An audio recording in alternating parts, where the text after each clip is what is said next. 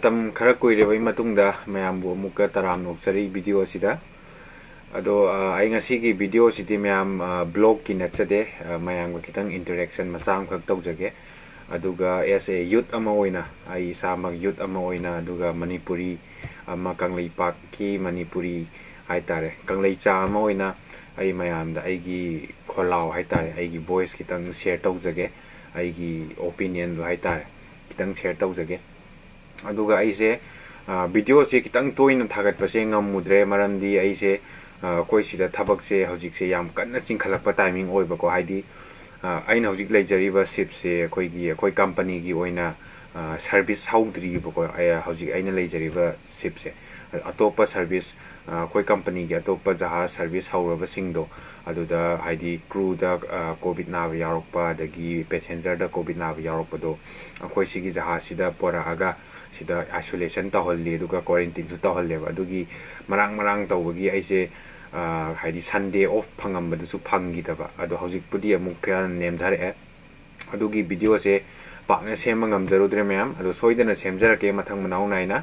ado tawdringai mamang da ai sigi video simtang di yana maru oina khanjaraga ai semjabani sigi video se ngasigi se aduga kai hatare akoigi kaino da lakadoriba mathangi lakadoriba video mayam haidi mathang manau naina ai khara thuna dum semba hona jarake aduga aisu haidi aise ya chikpa khotpa nabagi problem amasu kana tawraba haitare ado hojik se doctor budi yenge dentist su chatlure ado yum thoka dawju kitang ngaire na guli charaga ado maina kaino tawri sida treatment tawgadabdo haidi mapan oibani na yam tange bako aduna yum doina fajana tawrage na adugi su problem ne just aduna side amada oigraga ngasigi video se aina yam maru oigadra na khanjaraga semjaba video ni ada haijingai mamangda khoigi mayamna su dum hainaba ko ado haidi aina kaigumba soigiba yaroga su soigiba langiba yarosu mayamna dum ngakpiu aduga semtokpiu simga haijage ado ngasi aina video semjariba sigi maram se topic se haitare hojik khoigi manipur da vote adagi election tarani thorak suba election je kuisalaktre aina tabda February day 27 da tai na adumaina tare adagi aina Facebook da yengdasu haidi ticket ki irang adugi irang mayam ama ui ado kaisu kaide koi democracy ni na ko adisi gi matang da ai mayam da aigi oiba as a youth ama oina opinion kitang phongdok jage ado mayam na haidi kana badu tang loksan biu aduga mayam su haidi kitang knowledge to oina ba ai video se semjabani aina yam khang haire na semjabadi na chade ado mayam da kitang share tawjage video se ada aina haning base si se new year gi oina ai sigi video se ahan bani haitare thadi thagat khre ama new year gi matungda ado new year gi mamang da nang yu video ne ko ado new year gi oina ngasina aham bani namjari se 2022 gi ado na mayam da wish su pizari happy new year gi aduga adagi khoi lakadoriba election si akhoina kaigumba mihut si fajana khanba ngamagadi akhoida advantage oidoine bako adugi wafam kitanga thamjage mayam okay ado mayam da aina haijaningi se khoigi lakadoriba election si kendra gi akhoi kendra humphu laibai manungda aisu ai vote nang di nangjaroi ai tholak pase April 1st week da tarani do yawning bane means vote ki irang do nate ko haidi vote thadabase yam thadaninge maramdi afaba candidate to khallaga yam thadaninge haitare ado aigi sum experience da haitare aina sum ujabada handaki keno sida manipur gi candidate anauba intending candidate haitare si youth khara dum tholakpa ujai atop topa kendra gi ai samak high school kendra dagini ado koi gi high school kendra gi so dum haidi aina kitang perfect oigadra na khanjaba candidate adum thoglai ado yamsu harawe haitare sumaina kitang change sama lakpase ado mayamsu adom domgi kendra da koigi kano intending candidate oina hojik laiba mayam nam laibirangmani adubu aina haijadoise koigi atamnana mi amada haijaba na chadeko pulap oina yengba yaba mawong duni kitang haidi khitang kai haitare sum aina sum mayam mapan thuuba kholuba akhoi lambi thong do oiro adagi health sector do oiro adagi sum leidana yamna sothana sum ujabase yam thamoida penjade bako aduna akhoi sigi adugi chumthoknaba lambi se akhoi sigi sina oidoineba akhoina mihut ama chumna khanbasina oirakadoineba ado akhoi vote se akhoi benefits khitang phangbagi thadaraga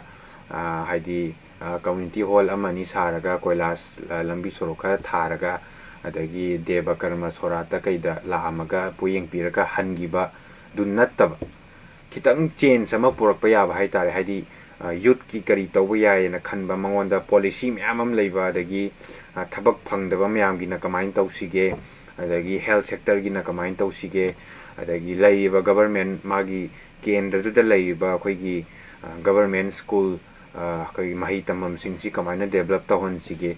adagi aina hajai si khaji khatani go sina taba atopa sinbya ba policies plan mayamam leiri ado sum akhoi je hanagi phibam da sum hongakadra na di khanjaba ado da sum leiboi na sum ujai bo aduna yam penja da bagi ni aina hajai se ado mayam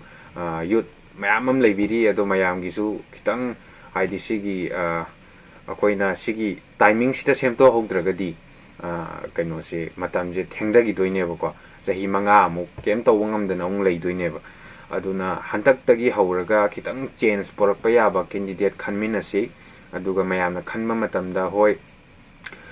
candidate singdugi mari mata dagi magi naknaba mayam singduda hairubadi kem kanaroi maramdi moidi phanyam chunggera langera phagera pharoira moi mari mata dagi moigi imung manungda dum candidate oi targadi aduda dum thadaba tabani adagi mangonda benefit to yam phang targadi hadi worker bo oiro ama bo oiro aduda dum thadagi tabani ko aduna adu oigraga aduna alhogdaba akhoi leiba singsina kitang hadi wakhanji kitang khanbiraga haitare hadi sigi candidate sina kaba targadi kamaina change porakpa yagadage aduga mangonda kari kai vision lege 5 years ki term sida mangonda kari vision lege aduga akoida thajaba yaba kari pot pige haidi basan nga haidi jinna ngang badu ngata nataba kitang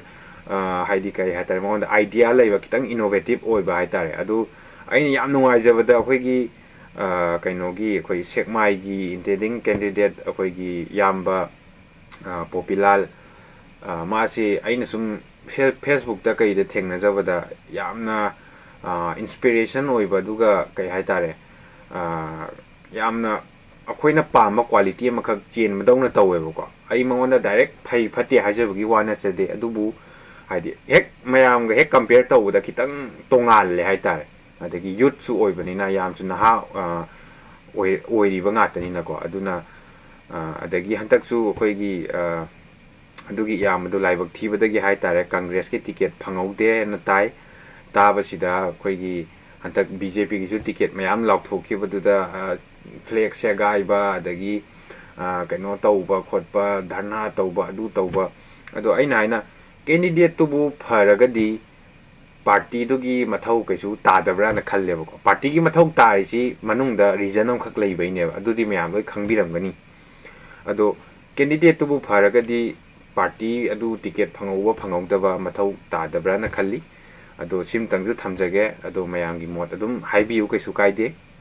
aduga aina haijaningi si akoigi aduga aina Facebook da viral ama khakta ubane akoigi yamba popular se ticket phangaudre adu akoigi congress bhavan da chatlaga kaino magi akoigi flag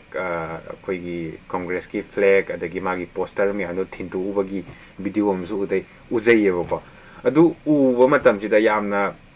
penba makhak haidi akoida yamna kai haitare yamna transparency amkhak urakpadawna taweba adumaina haitare ai adu example amkhak bijabani ko mayamda aduda ai aduda heta focus tawbagi wafam na chade adu example ne aina pijari se aduna atopa kendra gi so afaba candidate mayam am thokpirangani leiba candidate mayam dagi kitang phagadaba kitang innovative oiba dagi haidi inkhalaiba youth mayam sigi kitang khanba ngamba dagi policy making tawba ngamba dagi haigiba wa ngakpa ngamgadaba haitare like HYBE ngata na su ya ponte sim so i thamjage ꯂꯥꯏꯔꯤꯛ ꯄꯪꯍꯩꯗ ꯍꯩꯔꯒ IAS ꯃꯌꯥꯝ ꯑꯃ MLA ꯑꯣꯏꯕ ꯃꯌꯥꯝ ꯑꯃ ꯌꯥꯎꯕꯤꯔꯤ ꯑꯗꯨ ꯍꯦꯛꯇ ꯃꯣꯏꯒꯤ ꯀꯦꯟꯗ꯭ꯔꯗꯨ ꯍꯦꯛꯇ ꯀꯩ ꯍꯥꯏꯇꯥꯔꯦ ꯌꯥꯝꯅ ꯐꯕ ꯍꯦꯛꯇ ꯎꯗ꯭ꯔꯤꯕ ꯍꯧꯖꯤꯛꯐꯥꯎ ꯑꯗꯨꯕꯨ ꯑꯩꯅ ꯍꯥꯏꯖꯔꯤꯁꯦ ꯖꯁ ꯂꯥꯏꯔꯤꯛ ꯍꯩꯇ꯭ꯔꯁꯨ ꯌꯥꯏ ꯍꯥꯏꯕꯅꯦꯕꯀꯣ ꯑꯗꯨꯕꯨ ꯂꯥꯏꯔꯤꯛꯁꯨ ꯃꯊꯧꯗꯤ ꯇꯥꯏꯀꯣ ꯑꯗꯨꯕꯨ ꯖꯁ ꯃꯥꯒꯤ ꯅꯣꯂꯦꯖ ꯑꯗꯒꯤ ꯃꯥꯅ ꯀꯠꯊꯣꯛꯄ ꯉꯝꯕꯒꯤ ꯆꯥꯡ ꯑꯗꯒꯤ ꯃꯥꯒꯤ ꯇ꯭ꯔꯥꯟꯁꯄꯔꯦꯟꯁꯤꯗꯨꯅꯦꯕ ꯌꯥꯝꯅ ꯗꯔꯀꯥꯔ ꯑꯣꯏꯔꯤꯁꯦ ꯑꯗꯨꯅ ꯑꯩꯈꯣꯏ ꯆꯥꯎꯈꯠꯀꯦ ꯍꯥꯏꯇꯥꯔꯒꯗꯤ ꯑꯩꯈꯣꯏ ꯍꯧꯖꯤꯛ ꯉꯥꯛꯇꯪꯒꯤ ꯈꯟꯕꯁꯦ ꯈꯤꯇꯪ ꯊꯥꯗꯣꯛꯄ ꯑꯃ ꯗꯔꯀꯥꯔ ꯂꯩ ꯍꯥꯏꯗꯤ ꯁꯝꯅ ꯍꯥꯏꯔꯒ ꯑꯩ ꯍꯧꯖꯤꯛ ꯏꯟꯇꯦꯟꯗꯤꯡ ꯀꯦꯟꯗꯤꯗꯦꯠ ꯑꯃꯗꯒꯤ ꯕꯦꯅꯤꯐꯤꯠ ꯌꯥꯝ ꯐꯪꯉꯦꯅ ꯈꯜꯂꯁꯦ ꯐꯪꯕꯁꯦ ꯑꯩꯁꯨ ꯃꯥꯒꯤ ꯃꯇꯦꯡꯗꯒꯤ ꯄꯩꯁా ꯄꯥꯏꯔꯦ ꯈꯣꯠꯂꯦ ꯑꯗꯣ ꯃꯥ ꯐꯒꯦꯔꯥ ꯐꯔꯨꯔꯦ ꯑꯩꯗꯤ ꯃꯉꯣꯟꯗ ꯑꯗꯨꯝ ꯊꯥꯗꯗꯣꯏꯅꯦꯕ ꯊꯥꯗꯕꯁꯦ ꯑꯩꯁꯦ ꯑꯗꯨꯝ ꯄꯩꯁా ꯄꯥꯏ ꯂꯩꯅꯤꯗꯤ ꯑꯗꯒꯤ ꯑꯗꯨꯝ ꯅꯨꯡꯉꯥꯏ ꯂꯩꯅꯤꯗꯤ ꯀꯩꯁꯨ ꯌꯥꯄꯣꯟꯇꯦ ꯑꯩꯒꯤ ꯆꯥꯔꯣꯟ ꯁꯨꯔꯣꯟꯗ ꯋꯥꯔꯛꯄ ꯌꯥꯏ ꯑꯃ ꯇꯧꯔꯛꯄ ꯌꯥꯏ ꯑꯗꯨꯝ ꯀꯥꯟꯗ ꯍꯧꯖꯤꯛꯇꯤ ꯑꯩ ꯅꯨꯡꯉꯥꯏꯔꯤꯕꯅꯤꯅ ꯀꯩꯝꯇ ꯗꯔꯀꯥꯔ ꯑꯣꯏꯗꯦꯕ ꯑꯗꯨ ꯆꯦꯡ ꯐꯪꯕ ꯐꯪꯗꯕ ꯑꯗꯒꯤ ꯃꯦꯗꯤꯀꯦꯜ ꯍꯦꯜꯊꯀꯤ ꯃꯇꯥꯡꯗ ꯐꯪꯕ ꯐꯪꯗꯕ ꯑꯩ ꯍꯧꯖꯤꯛꯀꯤꯗꯤ ꯗꯔꯀꯥꯔ ꯑꯣꯏꯗꯦ ꯑꯗꯨꯕꯨ ꯍꯌꯦꯡꯋꯥꯏ ꯇꯨꯡꯒꯤ ꯈꯜꯍꯧꯕꯁꯤꯅ ꯍꯥꯏꯗꯤ ꯑꯐꯕ ꯃꯤꯍꯨꯠ ꯑꯃ ꯈꯜꯂꯒ ꯇꯨꯡꯒꯤ ꯈꯜꯍꯧꯕꯁꯤꯅ ꯌꯥꯝ ꯊꯤꯅ ꯍꯥꯏꯗꯤ ꯑꯩꯈꯣꯏꯅ ꯂꯣꯡ ꯇꯔꯝ ꯑꯃ ꯎꯕ ꯑꯃ ꯗꯔꯀꯥꯔ ꯂꯩꯌꯦꯕꯀꯣ ꯑꯗꯣ ꯁꯤꯝꯇꯪ ꯍꯥꯏꯖꯅꯤꯡꯉꯤ ꯃꯌꯥꯝꯗ ꯑꯗꯣ ꯚꯤꯗꯤꯑꯣꯁꯦ ꯑꯩꯅ ꯁꯦꯝꯖꯔꯤꯁꯤꯒꯤ ꯃꯔꯝꯁꯨ ꯁꯤꯒꯤꯅꯦ ꯍꯥꯏꯗꯤ ꯅꯛꯁꯜꯂꯛꯑꯕꯅꯤ나 खितंग मयामदा खितंग नॉलेज अमखक लेनबा हाइजबनी अदु मयामगी ओपिनियन अदुम पीबीयू अदुगा खितंग चेंज अमदी पोरकना होटनासे मयाम आई इचिल नाव मयामदा अदगी मणिपुर की मयाम पुनमकता हाइजरी मरमदी खितंग चेंज पामे आइसु यूथ अमा ओइना आइगी ओपिनियन जे फोंदोकजबनीको अदगी समना हारकांदा आई इसामकी युमदसु ममांग चाही अहुम मरी ममांग नोंगले नुसित कन्ना तौगिबदो अदा अखोय हानेगी युम टेक्तना खोतना तौगी बसे अखोयगी मिंग लौखतकी अदो कैसु कैनो इवन केमता वाबो कैनोमता हाइदी कानबा फंगिदे हाइतारे अदो कई कनाय असोयबनो अखोयगी असोयबने कईगिनो हाइबदी अखोयना अरानबा कैंडिडेट अमा थागतलुबगी असोयबने अदो सिगी असोयबसे फंगबा मयामम याउबिरंगनी अदुना सिगिसे अमुक हन्ना थोक्तनबा हाइतारे हजिकतगी पुरा 100% चेंज हेता पुरकनी हाइबदुदी कैसु ओइथोअरोइद्राना खल्ले अदुबु स्टेप बाय स्टेप खितंग परसेंट खरदी हाना लेरमिदुदगी खितंगदी होंगकपा याबगी मवोंग अमदा येंगबिरगा हाइतारे मयामना खितंग हंतकी लाइबा इलेक्शन सिदा खितंग खनलगा हाइदी करंबा कैंडिडेटना ख्वाइदगी बेस्ट ओइगदगे अदगी हाइदी मागी विजन जे करी लई अदगी मा थाजबा याबा मीरा अदगी मासी हाइदी मरम मथुन याम लैरगसु लैत्रगसु हाइदी मयामगी तौबा ngamba मी हाइबा अमा लैदना लुचिंगबा अमा ओइना अदु खितंग सिगी आइडिया से खितंग हाइजबने मयाम अदो मयामना हाइदी अइना हाइसिदा सोइगिबा यावरगसु लाना लौबिदनबा हाइजरी अदुम सेमतोकपियु कमेंट अदुगा सिगी वीडियो से मयाम यारगदी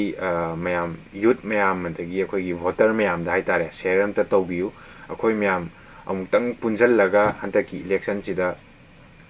अखोयगी यामना चंगचंग लाउबा हाइतारे अखोयगी फ्यूचर गी दमंग उबा ngamba अदगी खितंग अखोयदा चेंज अमा पुरकपा ngамगदबा मिहुत सोइदना खनमिनसे मयाम सिमतंग आई मयाम दा रिक्वेस्ट अदुने मयाम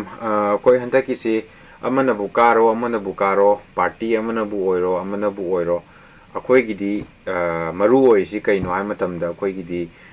कय हातारे अखोयगी लेकाइदो चाखटपा अदगी अखोयगी नाइबर चाखटपा अदगी अखोयगी केंद्रदो चाखटपदुनि हायतारे मरु ओइसि चाखटपा आइसि